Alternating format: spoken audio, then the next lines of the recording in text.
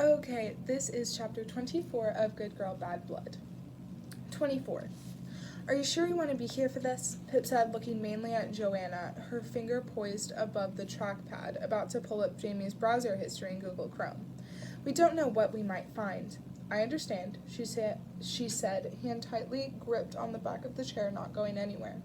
Pip exchanged a quick look with Connor, and he nodded that he was fine with that too. Okay, she clicked and Jamie's history opened in a new tab. The most recent entry was from Friday, April 24th at 5:11 p.m. He'd been on YouTube watching an epic fail compilation video. Other entries for that day: Reddit, more YouTube, a series of Wikipedia pages that tracked back from Knights Templar to Slender Man. She scrolled to the day before, and one particular result grabbed her attention. Jamie had visited Leila Mead's Instagram page twice on Thursday, the day before he'd gone missing. He'd also researched Nat Da Silva rape trial Max Hastings, which had taken him to Pip's site, A Good Girl's Guide to Murder Podcast.com, where it looked like Jamie had listened to her and Robbie's trial update that day. Her eyes flicked down through the days, all the Reddit hits and Wikipedia pages and Netflix binges. She was looking for something, anything that stuck out as unusual. Actually unusual, not Wikipedia unusual. She passed through Monday into the week before, and there was something that made her pause. Something on Thursday, the 16th, Jamie's birthday. Jamie had Googled, what counts as assault? And then after looking through a few results, he'd asked how to fight. This is weird, Pip said, highlighting the results with her finger. These searches are from 11:30 on the night of his birthday, the night you heard him sneak out late, Connor, the night he came back with blood on his sweater. She glanced quickly at the gray sweater still crumpled on the laundry basket. Seems like Jamie knew he would get into an altercation that night, like he was preparing himself for it. But Jamie's never been in a fight before. I mean, clearly, if he had to Google how to do it, Connor said. Pip had more to say on this, but another result lower down had just caught her eye. Monday the 13th, a few days earlier, Jamie had looked up controlling fathers.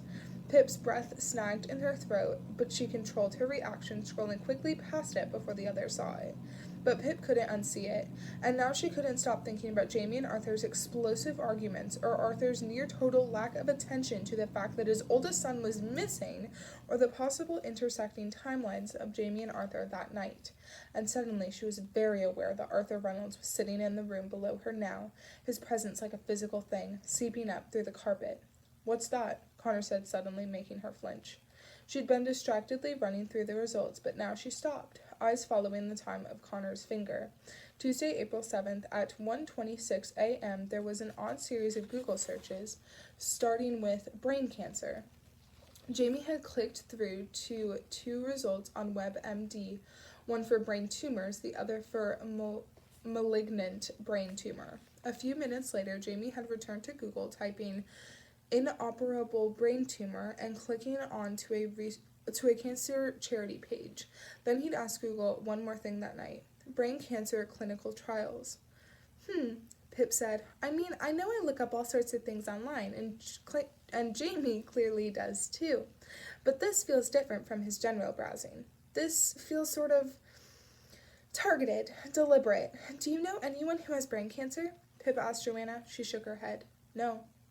Did Jamie ever mention knowing someone who has? She turned the question over to Connor. No, never.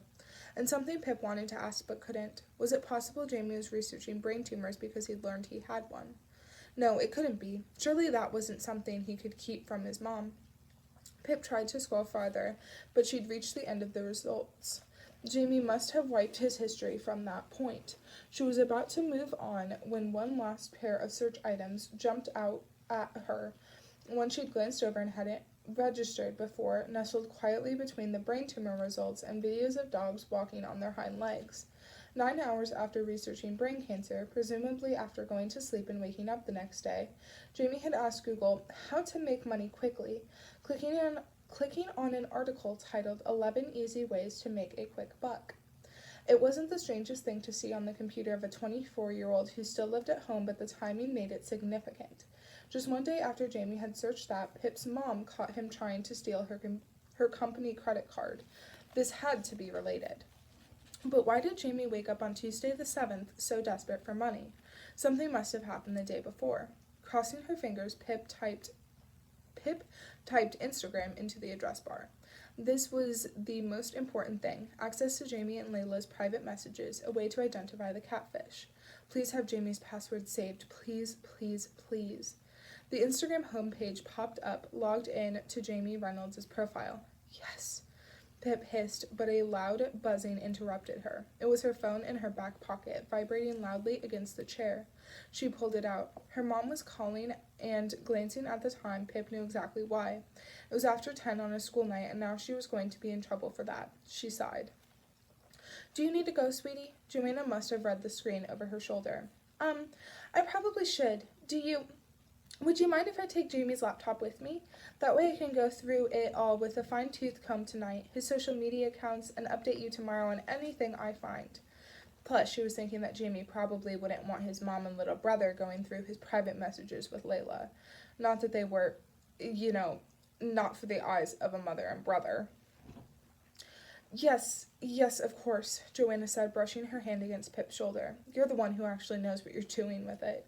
Connor agreed with a quiet, yeah, though Pip could tell he wished he could come with her, that real life didn't have to keep getting in the way. School, parents, time. I'll text you as soon as I find anything significant, she reassured him, turning to the computer to minimize the Chrome window, the blue robot-themed home screen reappearing. The computer ran Windows 10, and Jamie had set it up in app mode. That had confused her at first before she spotted the Chrome app tucked neatly beside the Microsoft Word square. She reached for the laptop lid to close it, running her eyes over the rest of the apps: Excel, Netflix, Hulu, Fitbit. She paused before closing the laptop, something stopping her, the faintest outline of an idea, not yet whole. Fitbit? She looked at Connor. Yeah, remember my dad bought him one for his birthday. It was obvious Jamie didn't want it, though, wasn't it? Connor asked his mom. Well, Jamie is impossible to buy presents for. Your father was just trying to be helpful. I thought it was a nice idea, Joanna said, her tone growing sharp and defensive. I know, I was just saying. Connor returned to Pip. Dad set up the account for him and downloaded the app on his phone and on here because he said Jamie would never get around to doing it himself, which is probably true. And Jamie has been wearing the Fitbit since, I think mostly to keep Dad off his he said with a half glance in his mom's direction. Hold on, Pip said, the idea of a fully formed thing now, solid, pressing down on her brain. The black watch that Jamie had on the night he went missing, that's his Fitbit?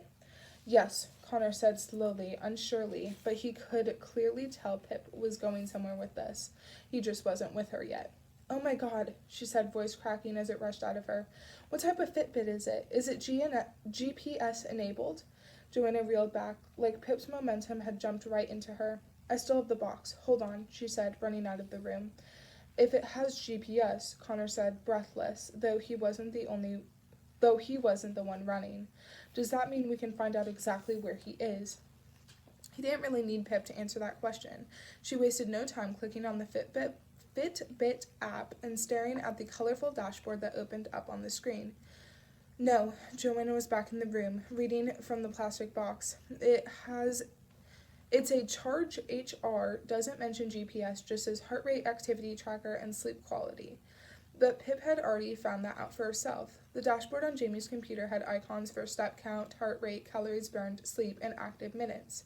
But below each of the icons were the same words: data not cleared, sync and try again. That was for today, Tuesday, April 28th. Pip clicked on the calendar icon at the top and skipped back to yesterday. It was the same thing. Data not cleared, sync and try again.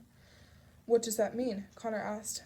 That Jamie's not wearing the Fitbit now, Pip said, or that it hasn't been in the proximity of his phone to sync the data. But when she skipped past Sunday and Saturday and clicked onto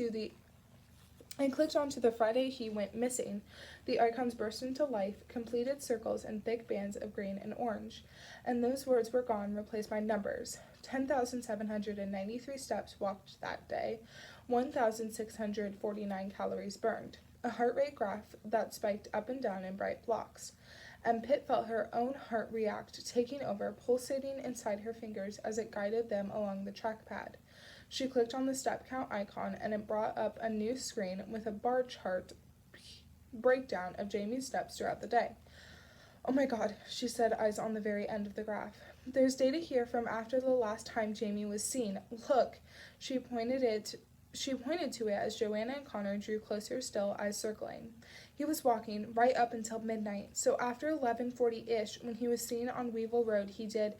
Pip highlighted the columns between 11:30 p.m. and 12 midnight to work out the specific number. 1,828 steps. "What distance is that?" Joanna asked. "Just Googling it," Connor said, tapping at his phone. "That's just under a mile." "Why did he stop suddenly at midnight?" said Joanna. "Because that data falls under the next day," Pip said, pressing the back arrow to return to Friday's dashboard. Before she flipped to Saturday, though, she noticed something in Jamie's heart rate graph and clicked the icon to zoom in. It looked like Jamie's resting heart rate was around 80 beats per minute. That's where it stood for most of the day. Then, at 5:30, there was a series of spikes up to around 100 beats per minute. That's when Jamie and his dad had been arguing, according to Connor. It settled again for a couple of hours, but then started to climb back up through the 90s as Jamie was following Stella Chapman, waiting to talk to her at the party. And then it got faster during the time when Google had seen Jamie on the phone outside, when George had seen Jamie on the phone outside, most likely to Leila. It stayed at that level just over 100 as Jamie walked. Beyond 11:40 p.m., when he was seen on Weevil Road, his heart rate steadily grew faster, reaching 103 at midnight. Why was it so fast? Was he running, or was he scared? The answers must lie in the early hours of Saturday's data. Pip switched over to it, and immediately the page felt incomplete compared to the day before. The colored circles barely filled in, only 2,571 steps in total. She opened the step count menu fully and felt something heavy and cold dragging her stomach into her legs. Those steps all took place between midnight and around 30 minutes passed, and then nothing. No data at all. The graph dropped off completely, an entire line of 0. But there was another, shorter period within that where it looked like Jamie had taken no steps. He must have been standing still or sitting. It happened just after midnight, and Jamie didn't move for a few minutes. But it wasn't for long, because just after 5 passed, he was on the move again, walking right up until the point where everything stopped, just before 12:30 a.m. "It just stops," Connor said, and that faraway look was back in his eyes. "But this is amazing," Pip said, trying to bring his eyes back from wherever they'd gone. "We can use this data to try and track Jamie, where he went, where he was at just before 12:30. The step count tells us that that's when the incident, whatever it was, happened, which fits, Joanna, with your text at 12:36 never being delivered. And it might also tell us where it happened. So from 11:40, when he's seen at the bend in Weevil Road, Jamie walks a total of 2,024 steps before he stops for a few minutes. And then he walks another 2,375, and wherever that takes him, is right where whatever happened. We can use these figures to draw up a perimeter working from that last sighting on Weevil Road, and then we search within that specific zone for any sign of Jamie or where he went. This is good, I promise." Connor tried a small smile, but it didn't convince his eyes. Joanna also looked afraid, but her mouth was set in a determined line. Pip's phone rang in her pocket again. She ignored it and navigated back to the dashboard to look at Jamie's heart rate in that time span. It started already high above 100, and strangely, in that window of a few minutes when he wasn't moving, his heart rate was picking up faster and faster. At the point right before he started walking again, it spiked up to 126 beats per minute. It trailed off, but only slightly, as he walked those additional 2,375 steps. And then, in those last couple of minutes before half past the hour, Jamie's heart peaked up to 158 beats per minute.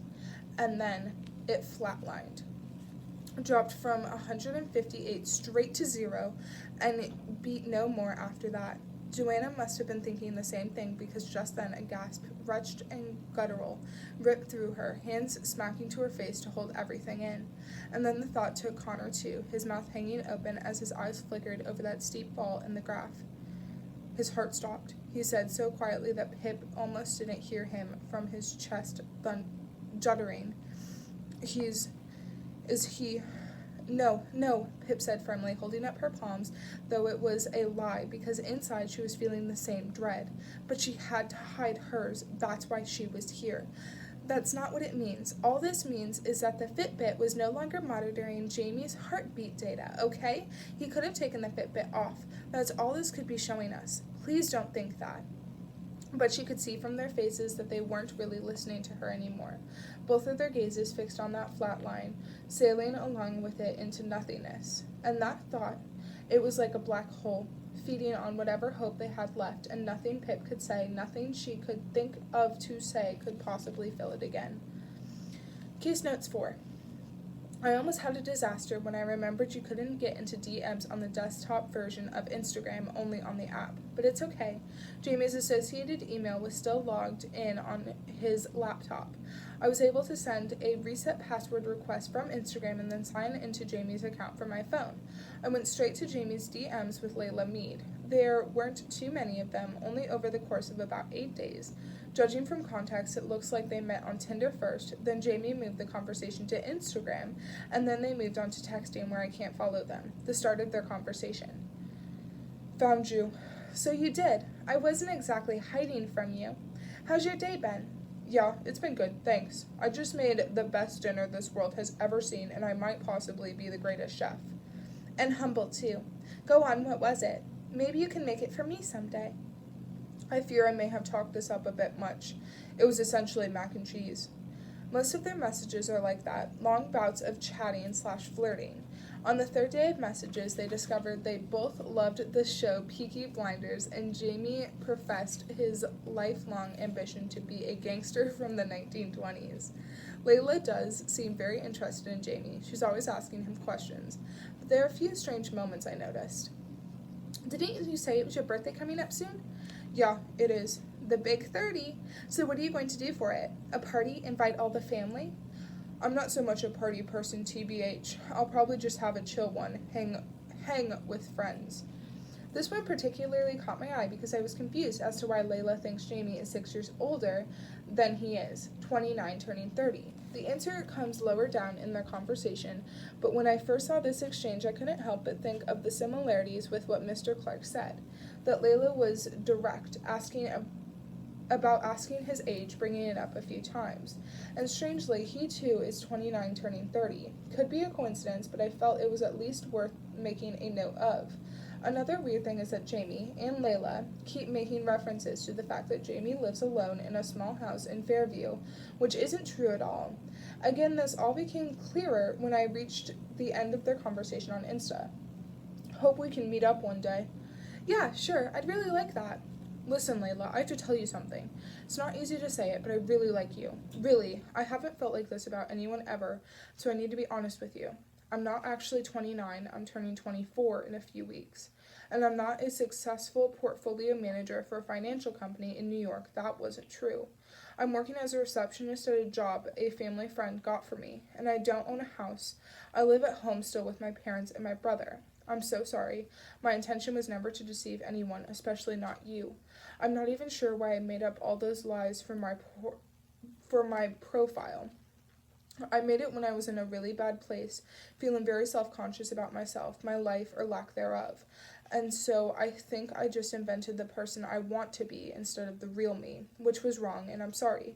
But I hope to be that man one day, and meeting someone like you makes me want to try. I'm sorry, Leila, and I understand if you're angry with me. But if it's okay, I'd really like to keep talking to you. You make everything better. Which is very interesting. So Jamie sort of catfished the catfish first, lying on his Tinder profile about his age, his job, his living arrangements. He explained it best himself. It was insecurity. I wonder if these insecurities are related to what happened with Nat Da Silva, feeling like he lost someone so important to him to an older guy like Luke Eaton. In fact, I wonder whether Luke is 29, and that's why Jamie picked that age as a sort of confidence boost or a rationalization in his head of why Nat chose Luke and not him. After that long message, Leila stops replying to Jamie for 3 days. During that time, Jamie keeps trying until he finds something that works. Leila, please talk to me. Let me explain. I am very truly sorry. I would never want to upset you ever. I understand if you never talk to me again. But you haven't blocked me, so maybe there's a chance. Leila, please talk to me. I care about you a lot. I would do anything for you. Anything? Oh my god, hi, yes, anything. I'd do anything for you. I swear, I promise. Okay, hey, what's your number? Let's move this over to text. I'm so happy you're speaking to me again. I'm 475-555-0173. I don't know. There's something about this exchange that gives me chills. She ignores him for 3 days and then she just comes back with that anything. It feels creepy. I mean, more creepy than the fact that she's a catfish at all. But maybe those are just what my residual feelings from my one small exchange with Leila. Who is Leila? Nothing here gives me any real identifying marks. She's very careful, good at being the right amount of vague. If only she'd given Jamie her phone number instead of asking for his, I'd be in a different position now, able to call Leila directly or look up the number. But here I am, still hanging on those two questions. Who is Leila, and how was she involved in Jamie's disappearance? Other notes. I looked up heart rate information. I just needed some context about what I was seeing in these graphs, but now I wish I hadn't. Jamie's heart rate spikes up to 126 in that initial stationary period at 12:02 a.m., and then it races up to 158 just before the data cuts out. But that range of beats per minute is what the experts might consider as the heart rate of someone who's experiencing a fight or flight response. Map with sightings and search area. And there's all the places that we've been going over for the whole book.